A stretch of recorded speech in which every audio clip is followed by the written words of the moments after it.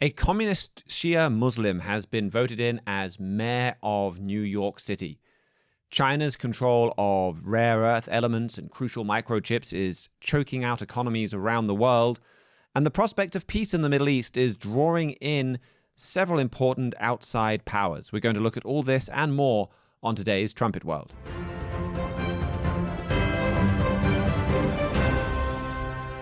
The United States held a series of elections this week. It's the first look at voting in the United States after Donald Trump was elected 1 year ago. It's been very heavily focused on to have a look at, well, where is the United States now? How do things look like for the midterm elections?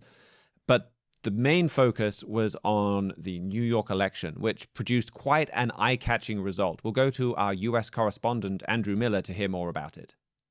Yeah, that's absolutely right. Actually, New York's probably not the best example or best canary in the coal mine for what's going to happen during the midterm election a year from now. I know a lot of media outlets across the United States are trying to spin it that way, like, well, this is a huge defeat for Donald Trump, or this shows that Americans are turning away from MAGA. Everyone knew New York was going to go Democrat. It's a Democratic stronghold. There was no chance the conservative candidate was going to do well here. Mandami was not elected by disgruntled Trump supporters. So the big loser in this election was not Donald Trump. The big loser was Andrew Cuomo, in that we knew going into this that New York was going to elect a Democrat. But instead of electing the establishment Democrat, or the Democrat who has really been a Democrat for years, they elected a much more radical candidate who, even though he ran on the Democratic Party ticket, is actually a member of the Democratic Socialist of America. And this is a big, important trend to watch. I actually read a report yesterday from an institute that tracks anti-Semitism in the United States, just showing that there's actually a very well-organized campaign by the Democratic Socialist of America to basically hijack the Democratic Party. They're teaming up with pro-Palestinian groups and just putting a lot of money and primary to doing the behind-the-scenes work to get Democratic Socialist of America candidates into key positions with the Democratic Party, to make the Democratic Party itself unrecognizable to what it's historically been and more radical. Which has been a process unfolding in America for decades. Just the fact that Robert Kennedy Jr. Is in the Trump administration, even though he's very similar to his uncle John Kennedy, shows that this isn't the party of John Kennedy anymore. This is the party of Zohran Mamdani, this new Democratic Socialist candidate who really just did extremely well in New York. Like I said, we had that in one of our trumpet briefs this week, that a lot of people were expecting that, like, oh, well, due to some of the irregularities of how elections are conducted in New York, he might do well. And he didn't even need to exploit any of those. He got an outright majority, 50-point-something% of the vote, maybe even 51% of the vote.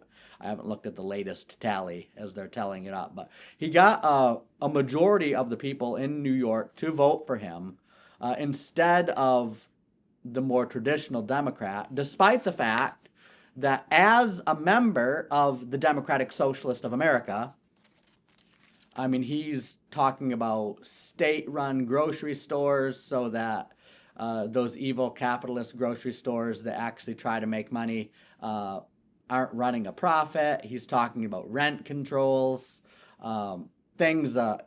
Several times I've heard speeches of him, especially older ones, where he actually quotes the saying from Karl Marx, from each according to his ability, to each according to his need.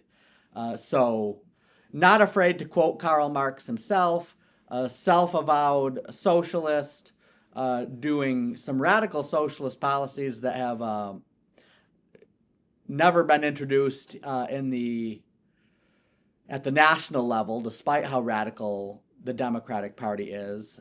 Talked about how he's going to arrest Benjamin Netanyahu if he ever comes to New York, because he's been condemned as a war criminal by one of these internationalist bodies. So putting international law above American law, and that's just the socialist side of him. That's not even getting into the Islamist side, where his father was a professor who wrote a book talking about how really the 9/11 terrorist attacks were equally the fault of America and Al Qaeda. They were both equally to blame. Muslim, huge supporter of the Hamas, huge enemy of the state of Israel. A Shiite Twelver, I think you mentioned that in your introduction, which is unusual. On a global scale, most Islamists are Sunni, and then even to be a Shiite Twelver, which means that if I understand it right, I think that, just to use a Christian or like a Catholic analogy, that his Pope or the supreme leader of his religion is Ayatollah Khamenei in Iran, which is giving the depth of the animosity between Iran and America is really just a terrifying thought to think about. I mean, this is, like you say, this isn't a New York story. I mean, what stands out to me is this alliance and this growing relationship between Islam and Islamic candidates. I mean, maybe to call someone like this Islamist perhaps takes it too far, but certainly is pretty staunch Islamic candidates and the left. This is a global phenomenon. I mean, now you have this it's very eye-catching that you've got a Muslim mayor of New York and a Muslim mayor of London. And I think you only need to look at events last night in Birmingham to see the danger of that, where this was the long-awaited football game, Maccabi Tel Aviv versus Aston Villa, where the Jewish fans were told they weren't welcome. They could not come to watch the game. And what really stood out to me was, okay, the first people that started calling for this was a fairly radical Muslim preacher who was saying, well, no mercy for the IDF. Then it was the local MP. And he's joined by a whole bunch of other MPs and mayors and government officials with names like Ahmed and Mohammed. And they're there doing, I'd say this is very anti-British. Okay, we have had our own problems with anti-Semitism. There are British people that are anti-Semitic today, sadly. But I'd say certainly it's against British values to say, well, Jews aren't welcome at this football game. It is right out of 1930s Germany. And it's being done by a bunch of Muslims that are now so thoroughly integrated. And I mean, integrated is the wrong word. It's not like they've assimilated into British culture or adopted British culture at all. But there are so many of them that they're sitting in parliament. They control the levers of power. And they're powerful enough to say, Jews, you can't come. And then you have a police and a mainstream establishment that is too afraid to confront these individuals. And so you have the situation like you saw last night in Birmingham again, where the mob is chanting death, death, death to the IDF, and the police do nothing. And then someone gets an Israeli flag out of their backpack, and then immediately there's a swarm of police come in to get rid of that offensive gesture. So this is what we've had in Britain. This is what you're having in the United States now, where you have this alliance between the left and Islamism. I mean, what do you make of that alliance? Because on the surface, and there's pretty big divides between these two communities. I mean, it's hard to see, the movement that throws homosexuals off buildings as being the natural ally of the LGBT movement, but that's kind of what has happened in New York and in Britain and around the world. Yeah, it's amazing to watch. And I think Britain's probably a good example, or not a good example, but an example that Americans can look to see the direction their country's going if they keep on this path.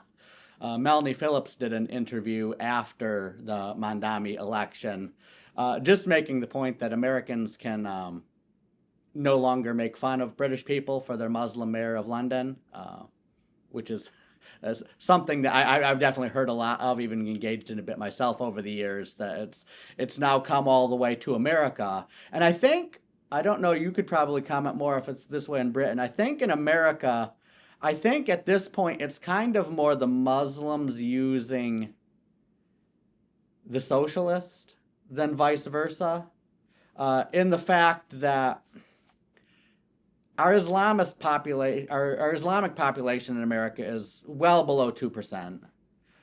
So I don't think normally a candidate would do too well just running on an out-and-out Islamic campaign. But if Muslim lobbyist groups in the United States identifies some common ground against the state of Israel with the Democratic Socialist of America, and they start canvassing together to actually get all the socialist young people in New York to vote for a candidate like Mandami, the fact that he's a socialist is probably appealing to more people than the fact that he's a Muslim. Now, they're like you said, there is some common ground. I think right now they're really focusing on hatred for the state of Israel. It's at all the Marxist universities across America, they really view the left-wing anti-Semitism. Left-wing anti-Semitism is a little different than right-wing anti-Semitism. It's less about the Jews killed Jesus and more about the Jews are evil, white, colonist, oppressing indigenous Palestinian people of color. And so because the college students have taken this neo-Marxist view of Israel, I feel like the Islamists are kind of able to play to that. And then they don't really stop to think about the differences between the movement. One shocking statistic, and Mr. Stephen Flurry highlighted this in his trumpet brief this week on the Isaiah 3 election, really just focusing on how Mandami was primary elected by women, young people, and immigrants. Like if you were born in New York, you didn't vote for Mandami. If you've immigrated to New York in the last 5 years, 85% of those people voted for Mandami. When they've looked at this phenomenon, why are young women, especially young single women, voting for candidates like this in such droves? It really does get back to that they've that demographic has more kind of accepted the socialist ideology, almost looking to the government like a husband. It's like you want someone to provide for you. You just don't want it to be a husband. You want it to be the government, and so that's one of the reasons that socialism's so popular amongst that demographic, and that they're so you got young women in their 20s struggling to buy groceries or get a kid's things expensive in New York, looking for someone who's promising them a bunch of free stuff. And don't actually stop to think about that, like, yes, that's the promise you get from the socialist side of this guy. But from the Islamist side of this guy, if you look in other places in the world about how Shia 12ers treat women, it's not great. It's a lot of shallow thinking on a whole lot of levels, whether it's the Islamist level, as you pointed out, the communist level as well. You know, like this idea that communism is going to give us better grocery stores is kind of astounding in light of, say, the Cold War, where Mikhail Gorbachev visiting a grocery store and kind of breaking down at how much stuff was there, how much more plentiful it was compared to the Soviet Union. You know, that is remarkable. I think just even the short term, like you've had things like Target set up in New York and then close stores. Certainly one major store they closed because of theft and shoplifting. And so now New York has elected a guy who said, "Oh, we're not going to send the police out to serious crimes. We'll send a therapy worker. We'll only send the police out to very serious crimes. So, you know, if it's a shoplifting, we'll send somebody who specializes in therapy or something like that." Like, that's not going to help the food situation. And then he steps in and says, "Well, we'll have government run grocery stores." And I think part of me is almost disappointed that the mayor of New York doesn't have the power to do a lot of what he says he's going to do, so that people don't see so quick, like just to demonstrate what a disaster what he's saying he's going to do is going to be. Now, no matter how much power you give him, that's always the story of socialism is, oh, it didn't work because you didn't give us enough power. It's not going to convince anyone, I guess, even if you did give him a lot of power to do what he wants. But it's very short-sighted. And on this point of the alliance between communists and Islamists, I think your point on Israel is fascinating. And the point that Melanie Phillips and others have made, that like, one of the things that's at the root of a hatred of Israel is ultimately a hatred of the Bible and a hatred of those biblical values that Jews have held on to. And what I think you see as well from the same movement is a hatred of what biblical values Britain and America have held on to as well. And that's certainly, like, that's kind of the coalition Barack Obama built. And one of his first trips abroad, of course, was to Egypt, his infamous Cairo speech. And basically, a lot of this movement hate the good things that are there that Britain and America stand for. And they hate a lot of that history. They hate the history that points back to God and the Bible. And in that, they've got common cause with Islamists. You know, they hate, say, the patriarchy. They hate the idea of having a stable marriage between a man and a woman, you know, exactly as you were saying, headed up by a man who's leading the family in love. And the husband and wife stay together and take primary responsibility for raising their children and teaching them. That's, I'd say, a traditional British and American value. That's a value that comes right out of the Bible. And that's something that the radical left hate. And there's a whole lot of these things. So it's an alliance to tear down. And you see this all the time. You see this in revolutions all the time, where lots of people will agree on what they want to tear down. Once they've torn it down, well, then those people start turning on each other because they have a very different vision of what they want to build up. But we're still in the tearing down phase, and they're pretty united about what they don't like. Right. You saw that same thing in the Islamic Revolution 1979 in Iran, where it was actually the Shah of Iran. His two most powerful enemies were the Communist Party of Iran and then whatever the Ayatollah called his Islamist party. And so you actually had a left Islamist, a red-green alliance, as they're calling it. You had communist and Islamist fighting side by side to overthrow the Shah. Now, in that case, the Islamists were more numerous than the communists, and so once the Shah was overthrown, the Communist Party of Iran was outlawed. A lot of its leaders ended up hanging from cranes. So the communists and the Islamists, they did turn on each other as soon as their common enemy was gone, and in that case, the Islamists won. But it definitely shows that even in America, it's definitely much an alliance of convenience. There's some commonalities between the Islamist movement and the socialist movement that allow them to operate as allies against the Republican Party. But if the Mandami coalition would ever take over the United States, and the Republicans were no longer a factor, the natural divisions between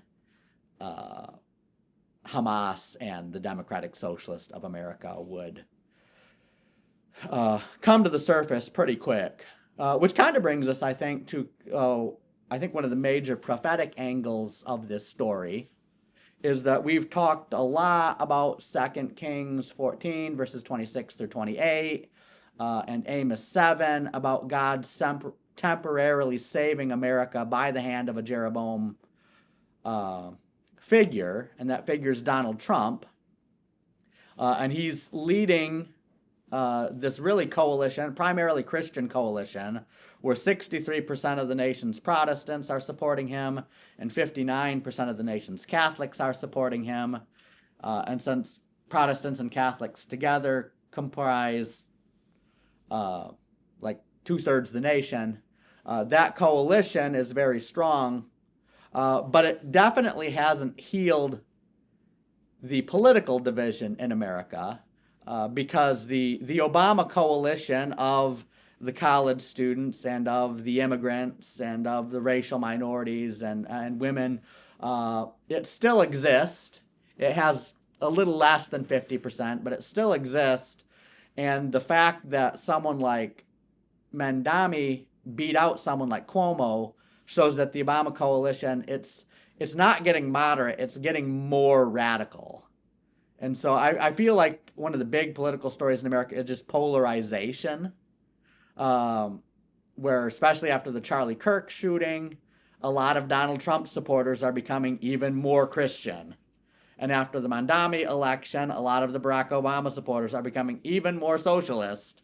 And it's really kind of like the moderate people in the middle that are losing numbers as you get extremes, where you're building up two sides in a civil war. There's many prophecies. Ezekiel 5 and verse 12 actually talks about a civil war so devastating it kills 1/3 of the nation. Isaiah 3, which we've talked about a little bit already, at the beginning it talks about taking away the strong male leaders and making children their princes and making women rule over them. But as you move along down into the end of that chapter, it starts talking about like civil war conditions to where there's no bread in anyone's houses and you're just looking for some guy who owns some nice clothes to be your ruler. And he doesn't even want it. The situation's so bad.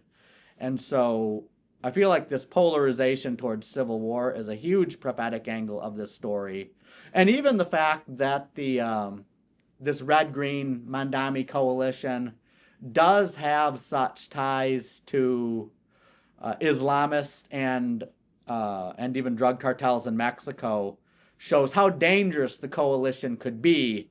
I feel like a lot of the radically left college students in America are people that aren't all that tough, but in their attempts to take down America, when you're developing these networks with Hamas and with the supreme leader in Iran and with the drug cartels in Mexico, you could see how a movement like that could get quite a bit of firepower as things move more towards civil war conditions, especially when Donald Trump is off the scene.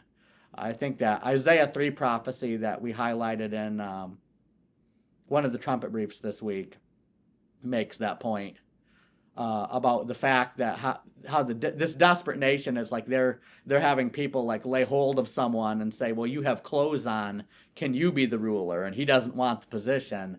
Shows that this is this civil war conditions. It seems to be something that prophecies ultimately fulfilled after Donald Trump's off the scene. But I feel like the rise of this red-green coalition, as people are calling it, red for socialist and green for Islamist, could be a big part in that. And it's kind of the story of a lot of the election results that we saw this week. You know, you had I hate the term gubernatorial because it's way too many syllables to say a race for governor. But we had those governor races in Virginia, and just like you said at the start, I think a lot of that got overstated by the left, where they're kind of like, see, this shows that Donald Trump is very unpopular and the Republicans are going to be voted out on their ears at the midterm and again in the presidential elections after that. That takes it way too far. But it does show that these divisions are there. And exactly the way you say, you're getting people focusing or kind of concentrating at the extremes. And it reminded me of what trumpet editor-in-chief Gerald Flurry wrote in his book, America Under Attack, where he pointed to Donald Trump being elected. And he said in there, Donald Trump is coming back. And as Mr. Flurry's been talking about on the Trumpet Daily this week, this is the 1 week anniversary of that miracle victory. So that's remarkable and worth thinking about. That fulfilled prophecy, that miracle there of Donald Trump coming back, where for years people said it wouldn't happen. But Mr. Flurry said in America Under Attack, yeah, Donald Trump's coming back. Don't worry, that's happening. What you really need to think about is what's going to happen after that. He said the bigger issue is what will happen after Trump regains power. He will stop the blotting out of the name of Israel, but this nation is very far from God. He said, Amos warned the people that the supreme moment of their success was but the prelude to their doom. This is what we're looking at when Donald Trump resumes the presidency. It will actually be a prelude to America's doom. President Trump's return will save America briefly, but he will have to hear God's message and realize God saved America through him, and that he and this nation must repent, believe, and obey. If the American people do not repent and turn back to God during Trump's second term, then God will allow America to become desolate and laid waste. And I think this idea that, well, the bigger thing is what happens after Donald Trump returns to power. And that's one of the big takeaways for me this week. And with Mandami and these other election results, it's not, okay, Donald Trump has won and now the nation is united behind a better vision for the future and that's it. It's good. Our problems are solved and we can go forwards into a glorious future now. No, it's God worked a miracle, but it's on us now. What do we do with that? And that's what we've seen now is that, well, the problems are still very much there, and so we still need to make changes. I think you had some other stories to get to as well. This time from America's neighbor to the north. Yeah, we've got a bunch of legal news stories this week. Some of it bad, some of it good, in both the United States and Canada. I'll start with the Canadian one. That's one of the more sobering legal news, is that they've had some big debates in Canada over punishment for pornography distribution. They actually had a pretty high-profile case this week where people were distributing videos, like pornographic videos, of toddlers being tortured, which is obviously against the laws that exist against pornography for minors, but in the court case where they ruled that I think the penalty was supposed to be a year in prison, which seems pretty light already for that type of crime. They argued that was unconstitutional, and won their case, showing that now you actually got a way of distributing video images of toddlers being tortured, and got away with less than a year in prison, because they ruled by some way that year-long imprisonment was unconstitutional. I don't know if they ruled it was a violation of free speech. I'm not as familiar with the Canadian Constitution as I am with the U.S. Constitution, but really just showing a lack of justice in the nation as some of these vile crimes just going unpunished. We had a court case on a similar issue here in the United States that looks like it's going in a better direction, to where one of Donald Trump's first executive orders was to mandate that the State Department only issue passports to males and females.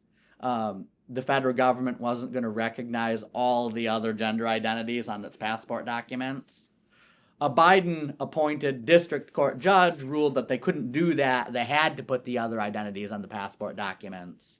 And then the Supreme Court, in a Trump versus Orr case, the case isn't done yet. They haven't made a final ruling, but they have at least issued a stay saying that it's fine while they debate the case, that the Trump administration can continue issuing passports to just male and female. I think in their write-up for that, they highlighted that they're not telling people they can't identify as some other made-up gender. They're just acknowledging the biological reality that you either have a Y chromosome or you don't, and that's relevant information to highlight on a document like a passport, that's going to be used in identifying you. What is your biological sex? So like I said, not necessarily a sign of a huge societal revolution, but definitely a sign of just a little bit of a return to some common sense in the federal government on how it makes its documents. And then one other last Supreme Court case, again here in the United States, we'll be watching more closely, is there heard oral arguments this week over whether Donald Trump's tariffs are constitutional or not. The Constitution itself makes raising tariffs and other taxes the responsibility of Congress.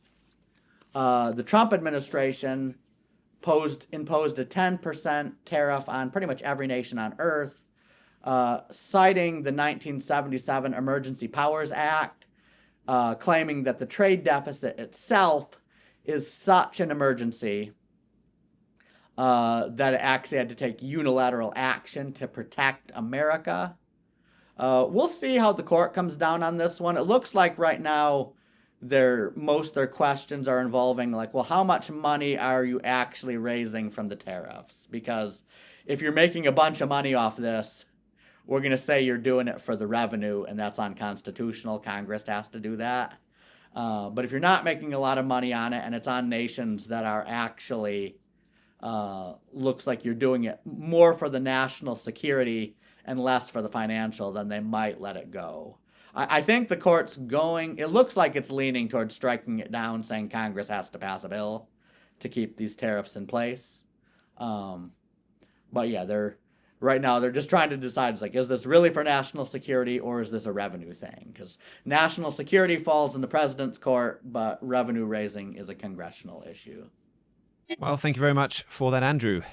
This next story, I feel, is something that I keep coming up against, driving the news again and again and again. It's been, I think, a major ongoing story for probably at least 6 months now, but is really driving economic change, driving a lot of concerns in Europe, a lot of concerns in the United States right now.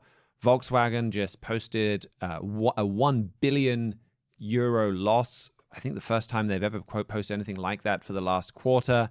They're very nervous about the effect of this story going forward, and that is China's chokehold on drugs, on chips, on rare earth minerals as well. But I think rare earths is the one that we're kind of more familiar with, but it's things like semiconductors and then even pharmaceuticals. China controlling a lot of very strategic parts of global trade is something that is really making itself felt. And so to hear more about this, we'll go to our Asia correspondent, Jeremiah Jacques. Yes, that's right, Mr. Palmer. It's not just rare earths. That is the one that sort of gets the lion's share of the attention when we hear about dangerous Chinese chokeholds on various industries. But it's also lithium-ion batteries, mature semiconductors, and many key pharmaceutical ingredients, as you said there. And all of this would give China an ability to weaponize crucial global supply chains, and it gives China major leverage over the United States in particular. And this was all laid bare in a new Wall Street Journal analysis on Tuesday. The details of this economic reality, it's really chilling because the Chinese Communist Party's dominance in these industries is largely the result of its use of forced labor. You know, it's actual slavery in many cases. More commonly, though, it's just workers who are paid extremely meager wages. And then the Chinese Communist Party, of course, can also ignore environmental regulations or any kinds of concerns with utter impunity. They just ravage the earth without a thought given to pollution or long-term sustainability. And then on top of that, the Chinese Communist Party also pumps huge government subsidies into certain industries. This is a political party that controls 1.4 billion people, so they have massive amounts of tax revenue that they can throw around wherever they think is needed. And the result of all this is that the Chinese can make products at prices that no free country can even begin to compete with. And the Chinese have used all of this to bankrupt countless foreign competitors and just to dominate a wide stretch of the global supply chain. And once they have that dominance established, they can easily put export controls in place on given products, and they can impose a lot of pain on rival economies. The Wall Street Journal analysis this week shows that all of these are areas where the United States is far from sufficient and is extremely reliant on China. And as a result, that means the US is extremely vulnerable to the whims of Chinese Communist Party rulers. So it's very sobering to see just how tight China's grip is on lithium-ion batteries, on these mature chips, and on pharmaceutical ingredients. And of course, rare earths would be at the very top of the list there. And it shows that China still has plenty of cards to play if trade frictions with the US continue. And it makes clear, I think, that the United States really needs to wake up to the threat of being reliant on the Chinese in these sectors where China has intentionally created these dependencies over a period of decades. They've very intentionally made the world dependent on them in these key areas. And then, of course, this also all shows that we are moving deeper into an era that the Bible calls the times of the Gentiles. You can see that discussed in Luke chapter 21. And it's all about a time when the US and the UK lose global dominance, and instead, powers such as China are globally dominant. And it's very plain from the biblical passages about this that this is a dark era, not just for the United States, but really for the whole world, as China weaponizes its control over more and more supply chains, and as more and more industries are just totally upended by various despotic regimes. And we have an article that goes into detail about that Times of the Gentiles era, and specifically China's role in it. For anyone who would like to understand all of that, it's called Wake Up to the Threat from China. Thanks for that, Jeremiah. And to me, one of the things I find most concerning about this is that point that you made about like how intentional it is. And there is just a level of strategic thinking in China that we don't have in Britain and America. It is so well thought through, the way that they've deliberately gone and cornered the market on several things. And meanwhile, we're beset by short-term thinking. We both our country, we put in all kinds of restrictions that make it very expensive to mine rare earth minerals, to use a kind of the obvious example. And we do it to save the environment. And the result is all the mines close down and they move to China. And so China is thinking this through so well, and we're just not thinking at all. And then for China, like you say, they kind of, it's a deliberate, how can we make the rest of the world depend on us? So it's not just, okay, well, we've got rare earths and we've got mines and we've got heavy industry there. Okay, that's good, but the rest of the world could catch up to us if they wanted to, if they focused at it for, say, 5 years. I wouldn't want to underestimate how hard it would be, but there are rare earth deposits outside China. They're not that rare. It would take time to build the capacity to extract them, and to do it in a way that's kind of cleaner than China does. It would take even more time, but it's there. And so China thinks through, okay, well, can we now start to develop knowledge about how we use these that the West can't easily replicate? And I've seen stories talking about that, where it's like, well, even if we were to get our hands on unlimited amounts of rare earth metals and lithium for batteries, there's certain techniques in processing them that China's developed that we don't know, that we don't have. So it's such a well thought through way of they've tried to make it as hard as possible for the rest of the world to catch up, to close the gap, to find their own way around. And it's then what that says about the Chinese mindset that I find and really indicates this kind of time to the Gentiles, ties it into the point that Andrew was making just now about Isaiah chapter 3, and the leadership is gone from Britain and America. Like China is leading the way here because of leadership, not necessarily good in terms of moral or upright leadership. I'm not saying that at all about someone like Xi Jinping or Vladimir Putin in Russia, but they're leading these things because they've had at least intelligent leadership. And we just don't have anywhere close to that vision. And part of that is perhaps some of the flaws intrinsic in democracy itself, where leaders can be incentivized to think short term and think 3 or 4 years ahead. But we've not always thought that way. And it's a symptom that's part of the times of the Gentiles, is we don't have the leaders, and they do. So yes, thank you for bringing us that story, Jeremiah. What else has caught your eye from Asia this week? Yes, a couple of other smaller developments here. First up, a quick one about a vicious typhoon that slammed into the Philippines this week. More than 180 people are now confirmed dead as a result of the flooding and landslides and fallen debris caused by this storm. And that number is expected to keep on rising as the floodwaters subside. There are also 500,000 people displaced as a result of this typhoon. And the tough thing is that all the devastation this week from that typhoon comes less than a month after a major earthquake hit the Philippines and killed more than 70 people and injured over 140 others. So these are just back-to-back disasters and some terrible suffering that is happening there as a result. And then one final story here about the Russian military's progress toward the city of Pokrovsk in Ukraine. We spoke about this in detail last week, but now there's more evidence that Russia is concentrating its troops and firepower and glide bombs as never before on Pokrovsk.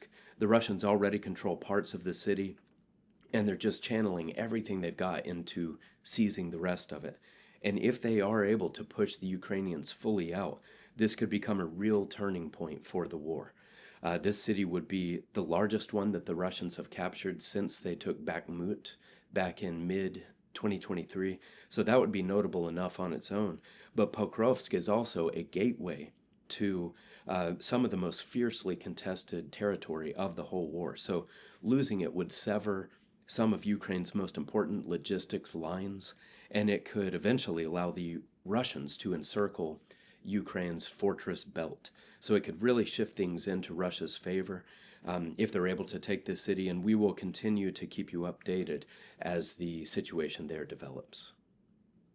Thank you very much for that, Jeremiah. Well, that brings us to the news from Europe this week.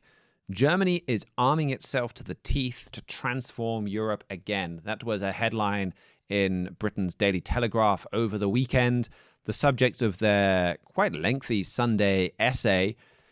Of course, that caught our eye because we've been talking about that a lot on this show. And now we're seeing more and more people waking up to the fact that that Germany in particular is going through a massive military transformation. They highlight the dramatic way Germany is increasing its military budget, the way that its low level of debt means that it can kind of go from 0 to 60 incredibly quickly in a way that no other country really can, because people are very willing to loan Germany a lot of money. One of the things that I thought was really interesting that it focused on in this article is how Germany has taken quite a radical turn in terms of where it gets its weapons from. It is working very hard to not buy them from the United States and instead to get them from European countries. And for those weapons where it has to buy them from the United States, if you want something like the F-35 that has some pretty unique capabilities, it's a stealth jet that can take off from aircraft carriers, depending on the model you get, and very, very sophisticated. Well, in those cases, they are able to demand that significant parts of it are made in Germany. So this is an important part of the story, and even with the Patriot missiles, they're making a lot in Germany as well. So quite the turnaround. What was also interesting from this article, though, is they did write, for some, the rapid military buildup will evoke the fearsome war machine once built by the Nazis. But then goes on to say, don't worry. Germany is very different right now. And I think you can see how on the surface they would say that. There is a lot that is different in modern Germany compared to the 1930s. But there's also, I think, a built-in bias in all of us to look at people in the past as kind of primitive and unsophisticated, whereas we are advanced and sophisticated, and we tilt everything based on that.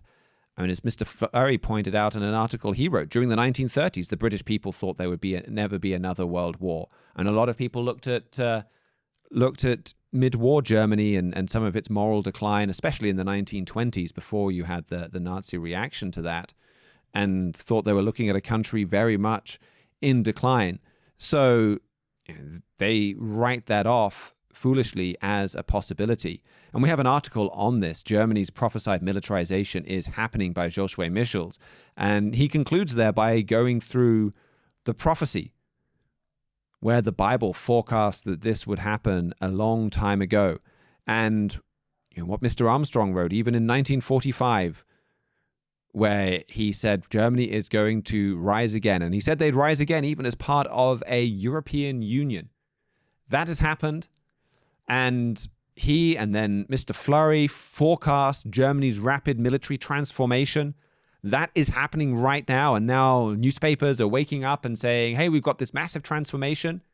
So, the Bible was right about Germany rising again, first economically as part of an economic union in a kind of European Union. Then, what Mr. Armstrong and Mr. Fleury said, based on Bible prophecy, based on revealed truth. Well, it was right when they said Germany's going to have a sudden turn to rearmament. That is happening now. And, well, the next step is once you see Europe rearmed and militarized, and that is going to change the world, and you're going to see a very aggressive military Germany, and that's a power that God is going to use to punish Britain and America and punish our nations for our sins. So, it's in some ways okay. That's a story about a newspaper writing about a trend, but I think it's significant to see the rest of the world and more of the world is waking up to exactly this story. There are more news stories as well this week on Germany's military transformation. We had a story on our website about, pointing back to a story from Bild, where Germany is awarded a $1 billion contract to produce 12,000 kamikaze drones. They're moving quite quickly into trying to test and use different drone technologies, and I think Helsinger is quite involved in. They're in a separate test where they're working with the British Army in Kenya. And Helsinger has come a long way to be a very successful German military startup. Germany's National Security Council met for the first time this week. This is part of Germany's dramatic military turnaround, where you've had they've created this National Security Council. They didn't used to have that. And now, they had their first meeting on Wednesday. Spokesman said it addressed hybrid threats and adopted an interdepartmental action plan involving counterintelligence. I mean, I guess that's kind of PR speak, but there's certainly, I guess that probably means they don't want to tell you what they talked about, so they put out some kind of PR nonsense. But that council is meeting. The German coalition, they've done some of these very significant things. We're also starting to see signs of disagreement within the coalition, more and more signs that this whole thing could fall apart. There's nothing necessarily to say it's going to fall apart next week, but you're getting more and more newspaper articles pointing out how little this coalition has gotten done, more and more tension as the bases, the left-wing party is very upset that it's not more left-wing, the right-wing parties and their base, their supporters are very upset that it's not more right-wing. This is forming more and more deadlock. And really, both parts of this coalition are just tripping up the others. There was a survey of 2,000 Germans this week as well, where 15% completely or mostly agreed with the statement, we should have a leader who rules Germany with a strong hand for the benefit of all. Another 10% partly agreed. 26%, what Germany needs now is a single strong party that embodies the entire national community. 23%, the primary goal of German politics should be to secure Germany the power and influence it deserves. I mean, those numbers, they're quite a bit smaller, I guess, than I would have thought they would have been. And other studies have, I think, shown larger numbers for similar sentiments. But you're still seeing that sentiment quite strong within Germany. And we're seeing Germany moving more into the Middle East, or being affected by events in the Middle East. Over the weekend, police in Berlin arrested a Syrian citizen that they believed was planning a terrorist attack. He had links to Islamic State or Islamic State propaganda. It seems like he had equipment for making a bomb. You've had now Germany is returning, or the German Chancellor is pushing to return more Syrian migrants back to Syria. The German foreign minister, he's been touring around the Middle East. He visited Jordan, Syria, Lebanon, and Bahrain just over a week ago, stopped by Israel on the last day of the visit. And part of the backstory with that is he's in Lebanon, and Lebanon asks him to help with negotiations with Israel in negotiating Israel's withdrawal from Lebanon. And the German foreign minister promised to negotiate. This is something we are watching very closely, because as Well, this is what Mr. Flurry wrote shortly after Hamas's October 7th attack. Hamas's barbaric attack on the Jewish state last October was shocking. The way that so many people have since turned against Israel in support of Hamas has been shocking. But of all the developments since that horrible terrorist attack, the most important one is being overlooked completely by most people. The most important problem in the Middle East is not what is happening in Gaza, but what is happening in Germany. And he was saying, well, one of the most important things, the most important thing to watch after this attack is for Germany to get more involved in the Middle East, particularly in a peacekeeping role, because the Bible says that's how Germany gets its foot in the door. And then this powerful military, remilitarized, German-led Europe, well, that's going to just completely, radically change the Middle East. So you can read more about that in Mr. Flurry's article. As you watch Gaza, watch Germany, which you can get, again, on our website, thetrumpet.com. But of course, Germany's not the only person involved in the Middle East, or the only country involved in the Middle East, involved in peace efforts in the Middle East. And we've also seen an important update from the United States being more involved in the Middle East. And we'll hear the latest from our Middle East correspondent, Mihailo Zekic. Yes, the United States is planning on opening a military base near Damascus, Syria, on invitation of the new government there, Reuters reported November 4th. It would be based in an old Air Force or airstrip towards the city's south. If you could look at a map, Damascus, Syria's capital, is located quite close to the Israeli border, or at least towards the Golan Heights. And this base is supposed to form almost like a buffer between Syria and Israel, and as a monitor for the recent unofficial ceasefire those two countries have. Now, if you think back, decades back, Syria has been one of America's longest standing enemies. It was the longest lasting country on the U.S. list of state sponsors of terror. And now the current government is inviting America right into the capital. What's happening? Well, all of that news was from when it was run by Bashar al-Assad, the socialist strongman that was close to Iran, close to Russia. Since he was ousted this time last year the new government there has been much more welcoming to the United States, as we've talked about in this program before, much more inviting to get the United States involved in putting the country back together, much more inviting in sharing intelligence and sharing foreign policy positions. And this, once this materializes, this new air base is going to be reflective of that. But that's not the only news we get from regarding the U.S. and Syria. The new Syrian president, Ahmed al-Sharaa, he will actually be visiting Washington on Monday to visit President Trump, the first Syrian head of state to do so. And just yesterday, the United Nations Security Council voted to remove all sanctions, all UN sanctions from Syria, and the vote passed with the support of the U.S. 14-0. The only country that abstained was China, for reasons we'll get to in a little bit. But one by one, we're seeing in these major moves, the new government in Syria dramatically attach itself to the United States, publicly doing so and being reintegrated into the community of so-called normal nations. And that ties in right with kind of the same prophetic trend that I was just talking about in terms of Germany moving into the Middle East. Mr. Flurry forecast that Syria would not be part of the Iranian alliance that it was a part of until very recently, and that it would instead form a core part of this European outreach.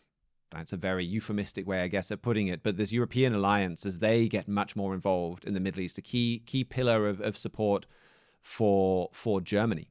Yes, a particular prophecy you're referring to is in Psalm 83. We go there often, which speaks of a coalition of nations coming together. Verse 4 states that the name of Israel may be no more in remembrance. You can look through verses 6 through 8, and it speaks of the countries that will be a part of this. It mentions the Hagarenes, the ancient inhabitants of Syria, and it also mentions at the start of verse 8, Asher, or Assyria, the ancestral peoples of modern Germany.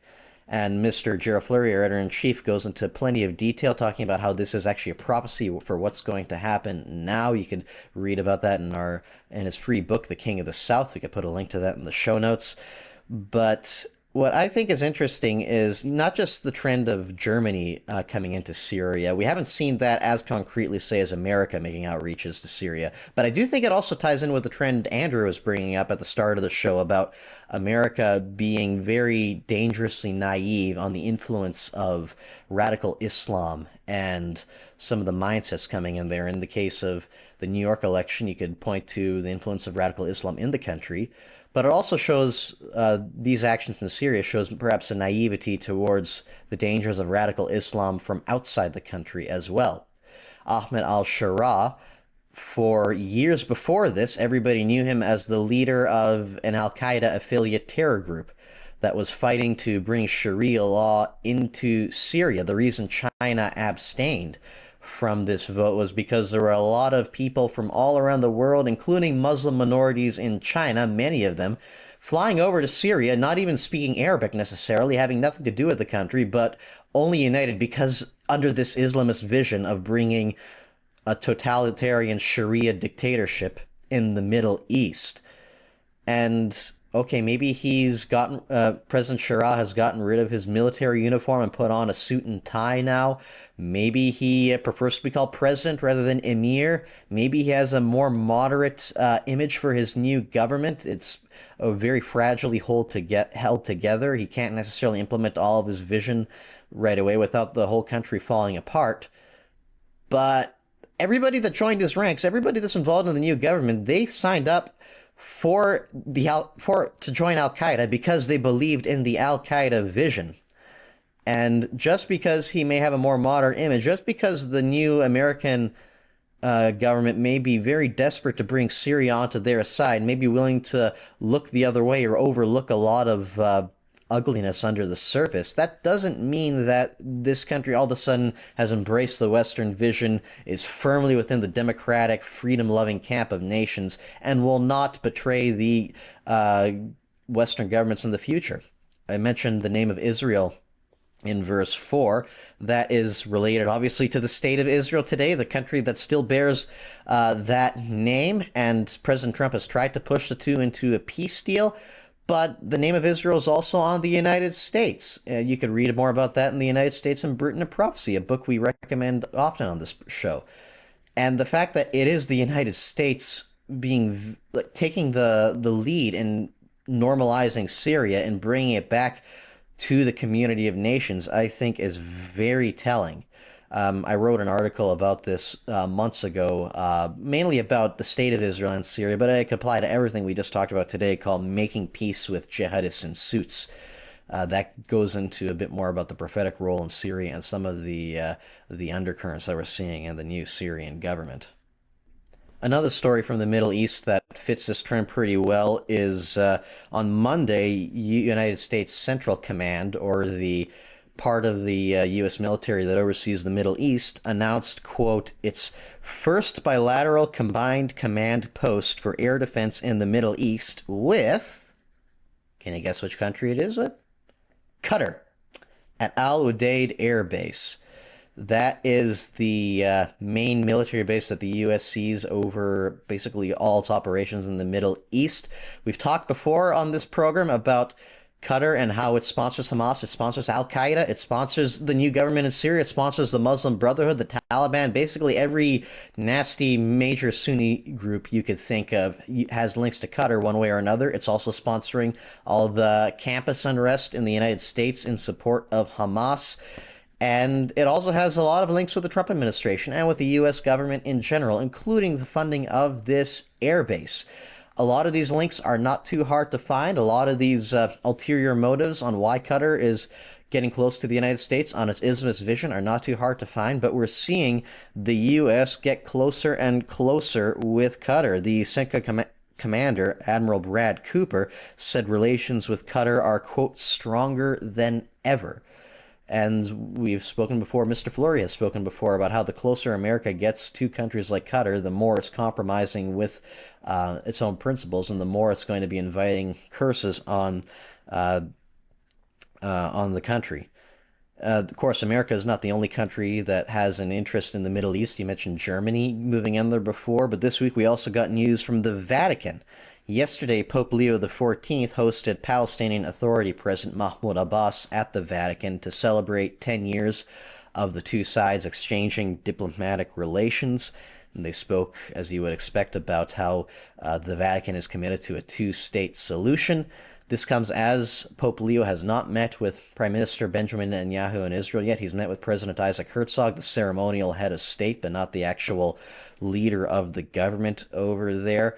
That same article you mentioned, As You Watch Gaza, Watch Germany, also talks a lot about the Vatican and the interest the Vatican has in coming into the Middle East and some of the ulterior motives it has in establishing a presence there. Thank you very much for that, Mahalo. That's an important point. I'm glad you remember to tag on that last story as well.